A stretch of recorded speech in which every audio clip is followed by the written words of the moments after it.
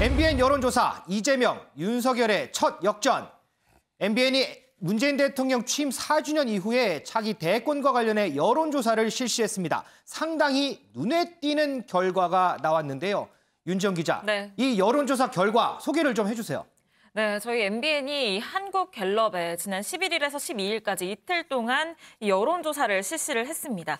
차기 대선 선호도를 물어봤는데 이재명 경기도지사가 23.6%로 1위를 차지했고요. 윤석열 전 검찰총장은 19.6%를 차지했습니다. 그러니까 이재명 지사에게 4%포인트가량 뒤지는 것으로 조사가 됐다고 보시면 되는데 60대 이상을 제외하고 전체 연령대에서 이재명 지사가 앞섰고요.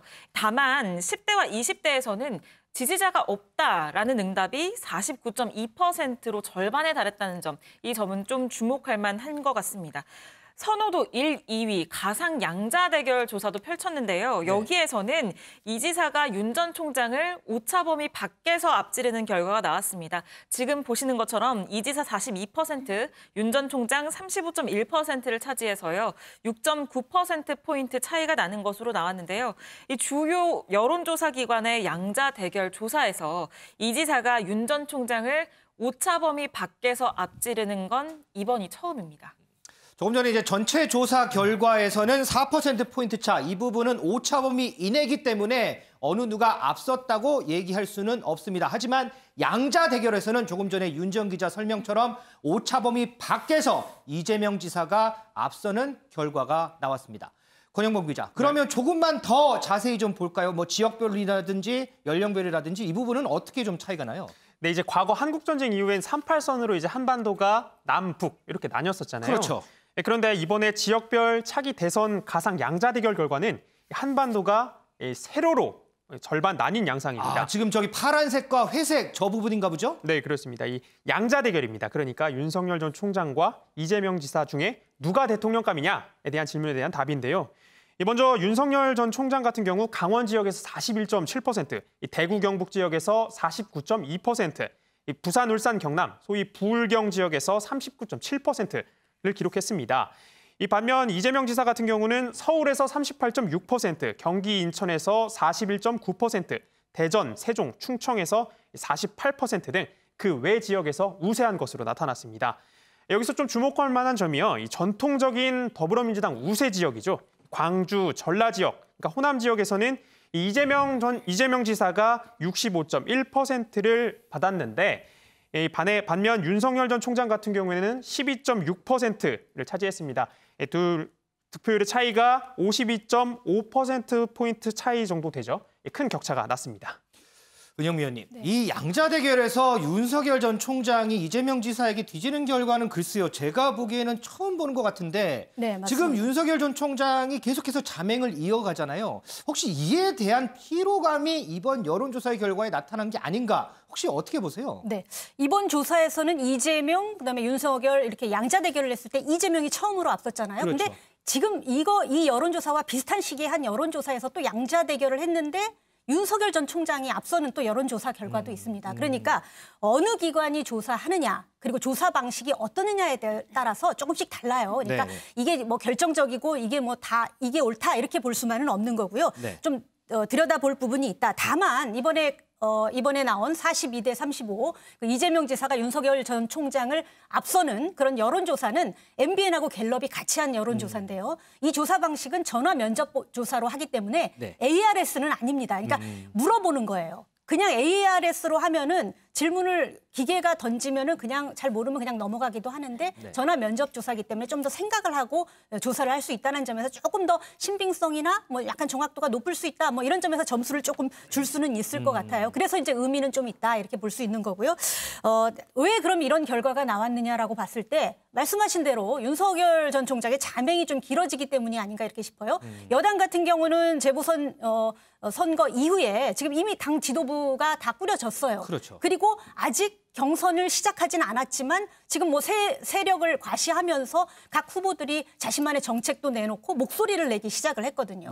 이재명 지사만 해도 물론 이제 아이디어 차원이다라고 이제 후퇴하긴 했지만 대학에 못 가는 청년들한테 세계 여행비 1,000만 원 주자 뭐 이런 아이디어도 제시하고 이렇게 속속 자기를 드러내는 그런 목소리들을 내기 시작했다는 점에서 이재명 지사가 이 시점에서 원래도 민주당 후보 중에서는 1강 2중이었지만 더 치고 나가는 그런 측면이 있다라고 볼 수 있을 것 같고요. 반면에 야권에서는 지금 아직 당 지도부도 못 꾸렸어요. 6월 11일인가요? 그렇죠. 국민의힘에서 당 지도부를 꾸리기 위해서 당대표 선거를 앞두고 있는데 지금 한참 이준석 전 최고위원이니 주호영 의원이 나와가지고 얘기하는 게 지금 당대표가 되겠다고 하는 목소리들이 나오지 내가 지금 대권 주자하겠다라는 목소리는 아직 안 나오고 있거든요. 그렇죠, 네. 특히 그 야권의 유력한 대권 주자로 꼽히는 윤석열 전 총장의 경우는 계속 자맹을 이어가고 있어요. 그렇기 때문에 모호하다는 느낌을 지금 받고 있는 거죠. 그러니까 치고 나오는 한마디로 계속 언론에 부각이 되는 이재명 지사는 지지율이 좀 높아질 수 있는 거고 반면에 윤석열 전 총장의 경우는 크게는 안 떨어지지만 지금 이게 좀 정체돼 있는 그런 국면이라고 볼 수 있고요.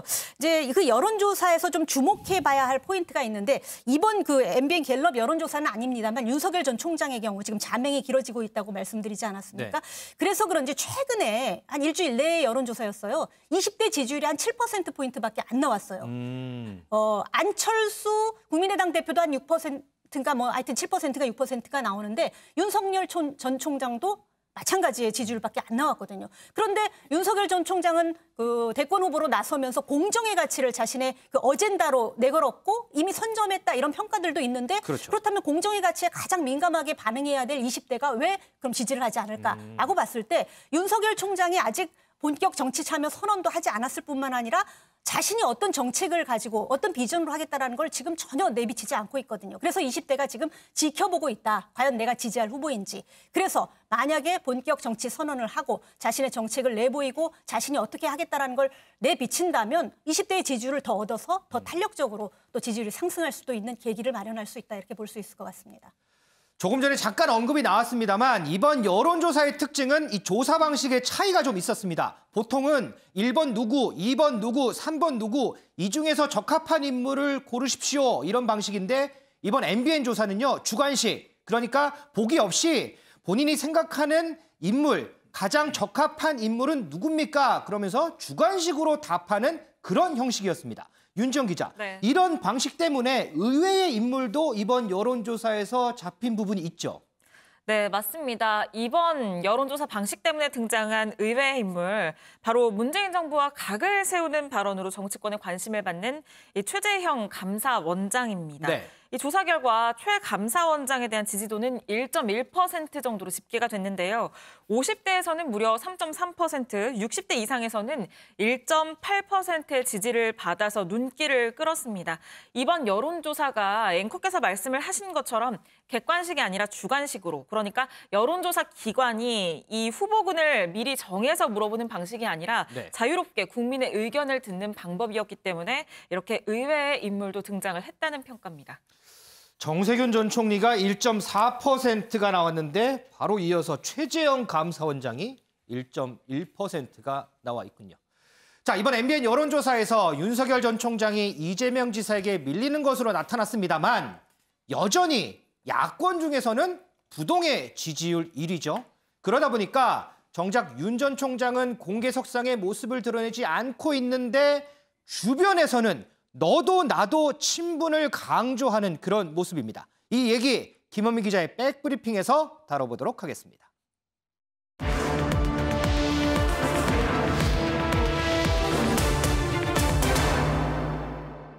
김 기자, 네. 누가 그렇게 친분을 강조해요? 네, 저희 사진 띄워주실까요? 바로 이 사람입니다. 주호영 네. 전 원내대표군요. 이번에 당대표에 도전하는 주호영 전 국민의힘 원내대표인데요. 네, 이 주 전 원내대표 어제 국민의힘 전현직 의원들이 모인 자리에서 이렇게 얘기를 했습니다. 같이 들어보고 오시죠.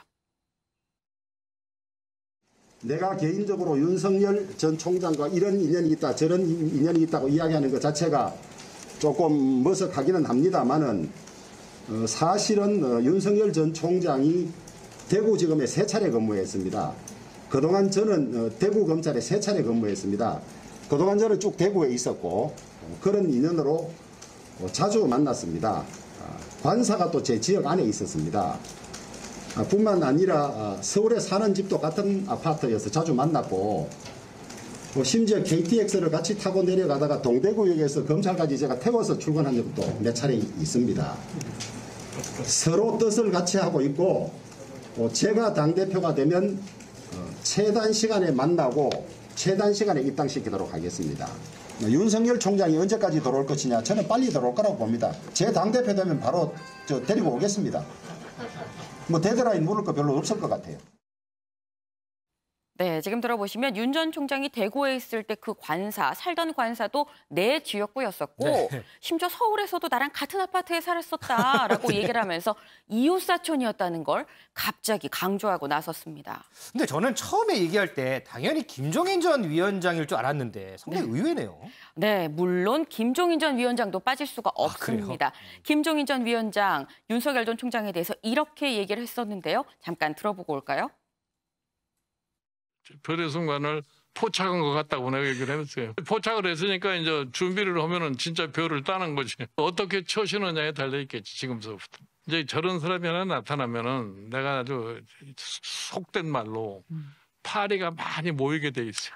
그 파리를 어떻게 잘 자기가 골라서 치울 걸 치우고 받을 거 바르고 그거를 어떻게 앞으로 능숙하게 잘하냐에 따라서 성공 여부가 달려있다고 봐요.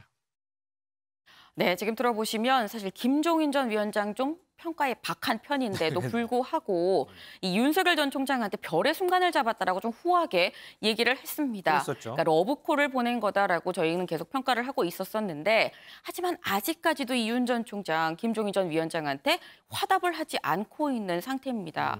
하지만 좀 가능성이 열려 있다고 얘기를 할 수가 있는 게 이 앞서서 얘기했던 윤석열 전 총장이 현재 살고 있고 또 주호영 전 원내대표가 예전에 살았었다는 이 아파트, 이 아파트에 김종인 전 위원장의 딸 내외가 현재 살고 있습니다. 김종인 위원장도 아니고 김종인 위원장 딸 내외가 살고 있어요? 네, 딸 내외가 살고 있습니다. 네, 그렇기 때문에 이 김종인 전 위원장 아니면 뭐 윤석열 전 총장이 서로 연락을 하려고 마음만 먹으면 얼마든지 이 딸 내외의 집을 핑계로 혹은 뭐 중간 지점으로 해서 외부의 눈을 피해서 만날 수도 있다는 얘기입니다. 근데 뭐 이 주호영 전 원내대표 그리고 뭐 김종인 전 위원장 말고도 또 숟가락을 얹는 사람이 있습니다. 바로 정진석 의원입니다. 정진석 의원은 왜 윤석열 전 총장과 같은 공주 출신이잖아요. 네, 맞습니다. 이제 그래서인지 정진석 의원 또 윤석열 지킴이를 자처하고 나섰는데요. 어제 이준석 전 최고위원이 이 윤석열 전 총장에 대해서 이렇게 얘기를 했었습니다. 잠깐 들어보고 오시죠. 당원들과 소통하면서 당원들과 경선을 하고 그런 과정 속에서 뭐 당의 가치를 좀 녹여내고 이런 후보가 나중에 국내산으로 인정받아가지고 우리 소다 이렇게 할 수 있는 거지. 뭐 한우는 아닐지 모르겠지만 유구 정도는 돼야 됩니다. 제가 봤을 때. 안철수 대표든 윤석열 총장이든 야권 단일 후보가 되고 싶으시면은 적어도 국내산 유구는 되시라. 저는 버스가 2번 선다고 보고요. 저희 전당대회 끝나고 나서 대선 경선이 시작될 때 그때 버스가 한 번 서고요. 그다음에 나중에 단일화판이 한 번 벌어질 거고 정류장 2개밖에 없습니다. 그런데 앞에 타면 유구고요. 뒤에 타면 수입산입니다. 네, 지금 이준석 전 최고위원 윤석열 전 총장한테 한우 정도는 아니더라도 유구 정도가 되고 싶다고 하면 지금이라도 빨리 당에 들어와라, 국민의힘에 입당해라라고 이렇게 얘기를 했었는데요. 여기에 대해서 이 정진석 의원이 공개적으로 자신의 SNS에 질타를 했습니다. 네, 자신의 SNS에 우리 당에 많은 분들이 이제 영입하길 원하는 사람을 유구 또 뭐 수입산 소고기 이렇게 비유하면 안 된다. 외부의 훌륭한 이 지도자들이 국민의힘으로 합류하는데 주저하지 않도록 당내 여건을 마련하는 게 우리가 해야 할 역할이다라고 얘기를 한 건데요. 다시 말해서 이 윤 전 총장 비하하지 마라고 얘기를 한 겁니다. 그런데 이렇게 이준석 전 최고위원 유구 얘기 들으니까 생각나는 게 민주당의 윤건영 의원이 민물고기 얘기를 하던데요. 네, 맞습니다. 요즘 정치권의 은유 비유가 지금 차고 넘치는 그런 상황입니다. 네, 민주당 윤건영 의원의 발언도 같이 한번 들어보고 오시죠. 본인은 가만히 있는 것 같은데 언론에서 그렇게 막 들었다 놨다 하는 것 같고요. 제가 여러 차례 언론 인터뷰에서 말씀드렸는데 강에서 노는 민물고기가 바다에 나오면 힘을 못 씁니다. 그래서 그냥 검찰총장으로서 남으시는 게 제일 좋은 거 아닌가 싶어요. 네, 지금 들어보시면 윤건영 의원은 윤 전 총장은 민물고기라 바다에 나오면 힘을 못 쓴다. 다시 말해서 본선 경쟁력은 없다라고 얘기했습니다. 저마다 지금 다 친분 강조하는데 정작 윤 전 총장은 어떻게 생각할지 저는 그 부분이 가장 궁금합니다. 김 기자 수고했습니다. 자, 조금 전에 언급이 됐었던 이 주호영 전 원내대표 본인이 당대표가 되면 곧바로 윤석열 전 총장을 영입할 수 있다 이런 얘기를 했습니다. 그 얘기 더 이어서 들어보고 오겠습니다. 제가 공개적인 자리에서 그런 이야기를 할 때는 여러 가지 근거들이 있어서 그런 것 아니겠습니까? 어제도 모임 자리에서 제가 말씀을 드렸습니다만은 대구에 오래 같이 근무하고 같은 집에도 살았습니다. 몇 년간 같은 아파트에서 이런저런 친구의 친구들이고 뭐 이래서 여러 간접적인 채널을 통해서 확인한 그런 것을 종합해서 말씀드린 겁니다. 네. 저는 판사를 한 사람인데요. 정치권의 다른 분들과 다르게 저는 추측이라든지 이런 걸 잘 이야기하지 않습니다. 필요하다면 안철수 대표, 그다음에 그 윤석열 전 검찰총장 이런 분들을 빨리 만날 계획입니다. 이현중 의원님. 네. 주호영 전 원내대표 얘기 얼마나 신빙성 있을까요? 그래서 뭐 제가 아는 어떤 분은 뭐 매일 같이 엘리베이터를 탄다는 분도 있고 뭐 친분을 과시하는 분들 많아요. 그러니까 윤 총장이 워낙 범위가 넓기 때문에 굉장히 친하다는 분들이 많습니다. 뭐 국민의힘 내에서도 뭐 옛날에 내 옆집에 살았다, 외갓집이 옆집이다 이런 분도 계시고. 근데 문제는 이제 윤 전 총장이 과연 지금 저렇게 국민의힘이 어떤 내부적으로 아직 정리가 안 된 상황에서 불쑥 들어올 수 있겠느냐라는 의문이 있어요.